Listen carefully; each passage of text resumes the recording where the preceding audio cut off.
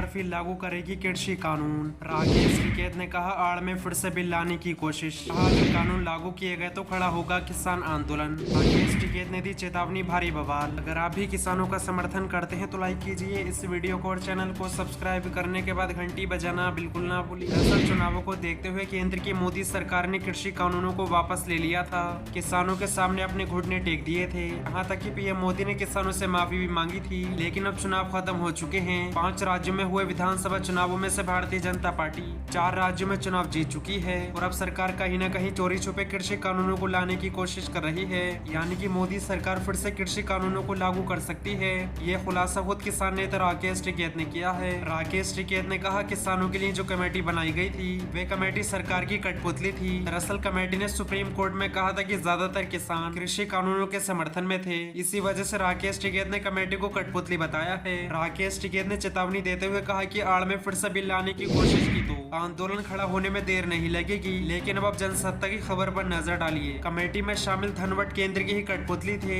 टिकैत ने जताया आड़ में फिर से बिल लाने की हुई कोशिश तो आंदोलन खड़ा होने में देर नहीं लगेगी। सुप्रीम कोर्ट द्वारा नियुक्त कमेटी 3 कृषि कानूनों रद्द को पूरी तरह निरस्त करने के पक्ष में नहीं थी। सुप्रीम कोर्ट में सौंपी गई रिपोर्ट को सार्वजनिक कर दिया गया है। इस पर भारतीय किसान यूनियन के प्रवक्ता राकेश टिकैत ने कमेटी के सदस्य अनिल धनवट पर निशाना साधा था। सुप्रीम कोर्ट द्वारा नियुक्त कमेटी के 3 सदस्यों में से एक अनिल धनवट ने यह रिपोर्ट जारी की थी। राकेश टिकैत ने अनिल धनवट पर निशाना साधते हुए कहा कि इन कृषि कानूनों के समर्थन में धनवट ने सुप्रीम कोर्ट को सौंपी रिपोर्ट सार्वजनिक कर साबित कर दिया कि वे केंद्र सरकार की ही कठपुतली थे। एक बार फिर आंदोलन खड़ा करने की चेतावनी देते हुए पीकेयू नेता ने कहा इसकी आड़ में इन बिलों को फिर से लाने की केंद्र की मंशा है तो देश में और बड़ा किसान आंदोलन खड़े होते देर नहीं लगेगी।